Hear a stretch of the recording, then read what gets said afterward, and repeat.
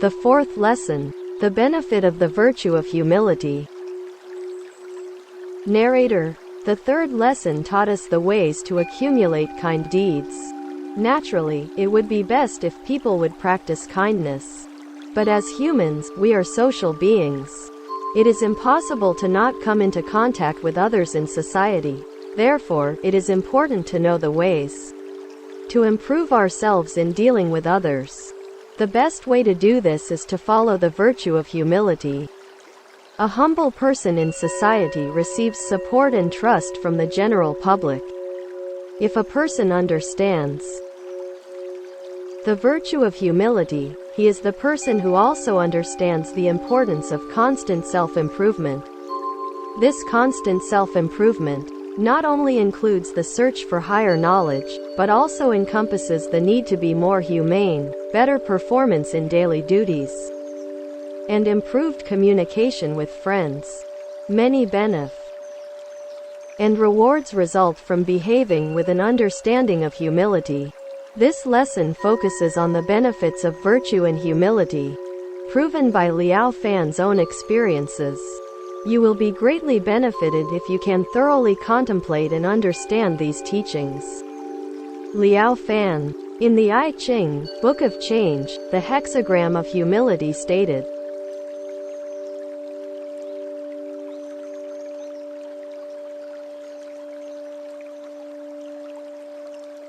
Narrator. The law of heaven takes from those who are arrogant and benefits those who are humble. The law of earth will not allow those who are conceited or self-content to always remain that way, but will bring change upon them. The humble will not wither, but shall be replenished, just as flowing water fills up lower places on the ground as it passes by, making up the differences. The law of spirits and gods bring harm to those who are arrogant and fortune to those who are humble. Even the laws of men despise the arrogant and like the humble. Liao Fan. Therefore, heaven, earth, spirits, gods, and people all prefer humility over arrogance. In the I Ching, Book of Change, the 64 hexagrams talk about the constant changes and interactions of heaven and earth, yin and yang. The book teaches a person how to become more humane. Every hexagram contains both good and bad outcomes. The bad outcomes of a hexagram warn people to stop doing evil and to practice kind deeds. The good outcomes of a hexagram encourage people to diligently improve themselves and strive to be better. Only the humility hexagram contains all good outcomes and no bad outcomes.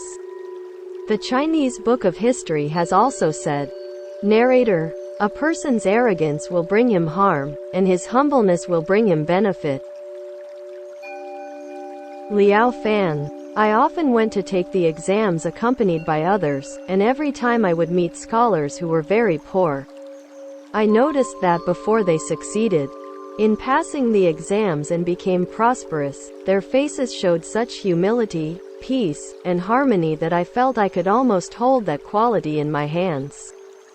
Several years ago, I took my imperial exam in Beijing. Among the 10 applicants from my village, Qing Yuding was the youngest, and extremely humble. I told one of the applicants, Jin Po Fei, that this young man would definitely pass the exam this year.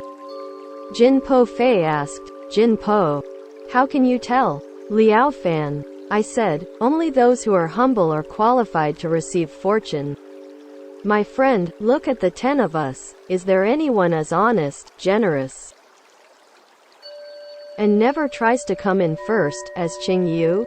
Do you see anyone who is always respectful, tolerant, careful and humble like Qing Yu?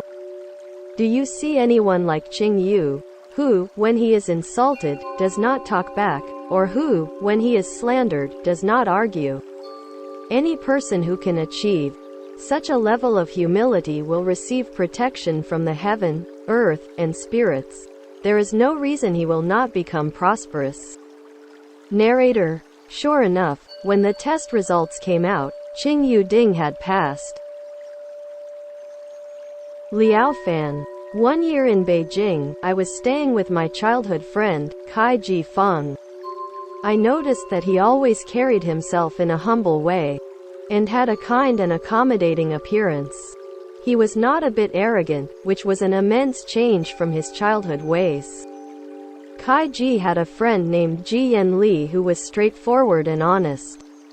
Ji Yan of 10 scolded him on his mistakes, but Kai Ji always accepted the accusations calmly without talking back.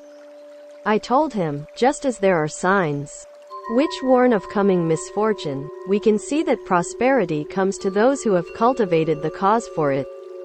Heaven will help those whose hearts are humble. You, my friend, will definitely pass the imperial examination this year. Narrator. Later on, he indeed passed the exam.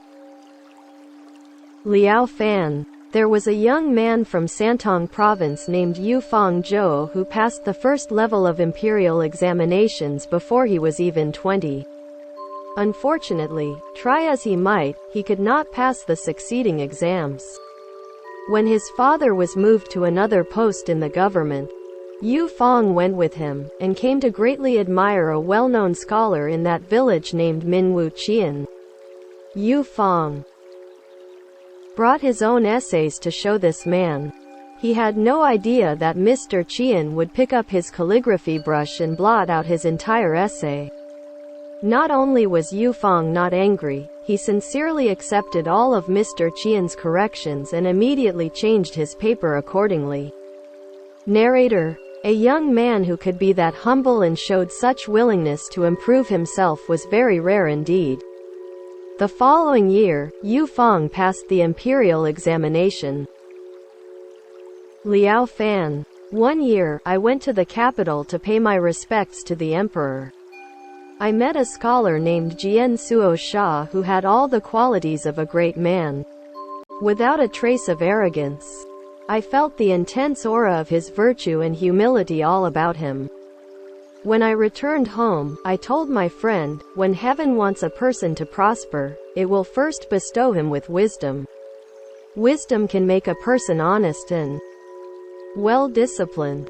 Heaven has already bestowed Jian Suo with wisdom, or he couldn't be that gentle, kind and good. Surely, heaven will now make him prosperous. Narrator. Sure enough, when the test results came out, Jian Suo had passed the exam. Liao Fan. There was a scholar named Wei Yan Chong from Zhongying who was very learned and wrote good essays. He was also very well known among many scholars. One year he took his exam at Nanking and stayed at a Taoist temple. When the test results were posted, he found that he had not passed the exam. He became furious and loudly accused the examiner of being blind for not recognizing his obvious talents. At that time a Taoist monk stood by smiling, and Wei Yan immediately directed his anger towards the monk. The monk said to him, "Monk, your essay must not be good." Liao Fan. Wei Yan got even angrier and said, "Wei Yan, how do you know it's not good when you haven't even read it?" Liao Fan. The monk said, "Monk, I often hear people say that the most important element in writing good essays is a peaceful heart and harmonious temperament. Your loud and angry accusations of just now clearly show that your mind is certainly not at peace and your temperament is violent. How could you possibly write good essays?" Liao Fan. Wei Yan obliviously submitted to the Taoist's words and in turn asked him for his advice.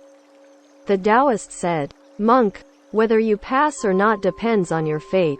If you are destined not to pass, then no matter how good your paper is, you will still fail the exam. You yourself will have to make a few changes." Liao Fan. Wei Yan asked, "Wei Yan, how can I change it if it is predestined?" Liao Fan. The monk replied, "Monk, though the power to form your destiny lies in the heavens, the right to recreate it is in yourself. As long as you are willing to do kind deeds and cultivate hidden virtues, there is nothing you ask for that you will not receive." Liao Fan. Wei Yan said. Wei Yan, I am only a poor scholar. What good deeds can I possibly do? Liao Fan. The monk said.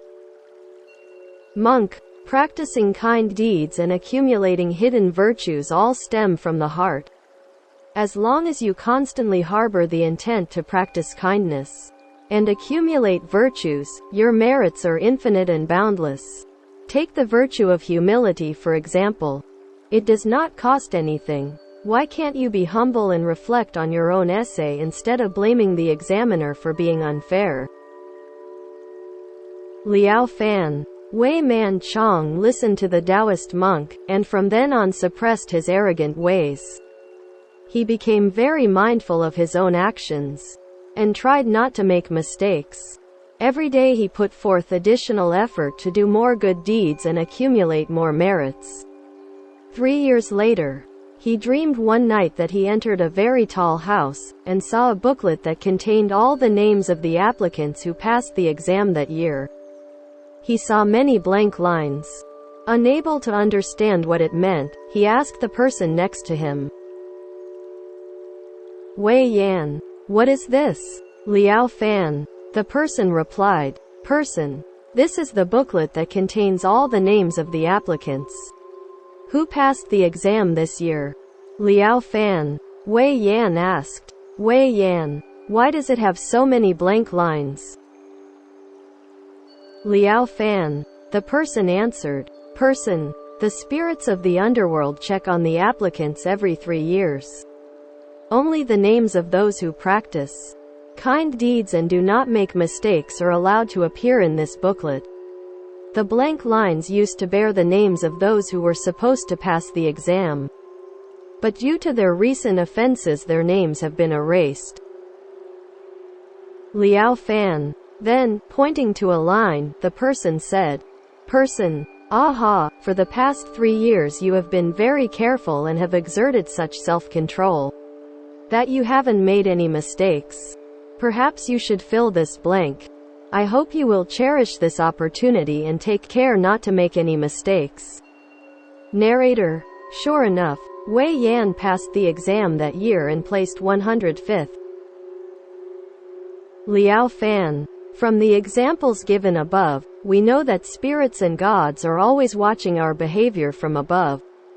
Narrator. Therefore, we must immediately do whatever is beneficial to others and avoid doing whatever is violent, dangerous, and harmful to others. Liao Fan. These are all things I can decide for myself. As long as I harbor good intentions, refrain from evil doings, don't offend the heaven, earth, spirits and gods, humble myself, be tolerant and not arrogant, then the heaven, earth, spirits and gods will constantly have pity on me. Only then will I have a foundation for my future prosperity. Those who are full of conceit are definitely not destined to be great men. Even if they do prosper, they will not be able to enjoy their fortune for long. Intelligent people would definitely not make themselves small and narrow-minded and refuse the fortune they are entitled to. Narrator. Besides, those who are humble always increase their opportunities to learn. If a person is not humble, who would want to teach him? Liao Fan. Also, humble people are always willing to learn the strengths of others. When others perform good deeds, the humble person will learn and follow their examples. In this way, the kind deeds humble people accomplish are boundless. For those who wish to cultivate and improve upon their virtues, they especially cannot do without the virtue of humility. The ancients had an old saying. Narrator. Those who have their hearts set on attaining success and fame will surely attain success and fame. Those who have their hearts set on attaining wealth and position will surely attain wealth and position. Liao Fan. A person who has great and far-reaching goals is like a tree having roots. A tree with roots will eventually sprout into branches, flowers and leaves. A person who has set down great and far-reaching goals must humble himself in every thought. and try to relieve another's burden even if the occurrence is as insignificant as a speck of dust. Narrator: if you can reach this level of humility, you will naturally touch the hearts of heaven and earth. Liao fan: furthermore, I am the creator of my own prosperity. If I truly want to create it, I will certainly succeed. Look at the applicants who sought for fame and wealth. In the beginning, they did not harbor a sincere heart. It was only a passing notion. When they fancied it, they sought it. When their interest dropped, they stopped. Mencius once told Emperor Xuan Kai, "Mencius, your highness has a love for music. But your love for music is only a personal pleasure. If you can expand from the heart which seeks after personal happiness to that of sharing happiness with all your subjects, and make them just as happy as you are, then surely the nation is bound to prosper." Liao fan: I think it is the same for those who are seeking to pass the imperial exams. If a person can expand upon the heart which seeks to pass the exams to that of diligently doing kind deeds and accumulating merits, putting forth his best efforts to improve his character, then both destiny and prosperity are his to create.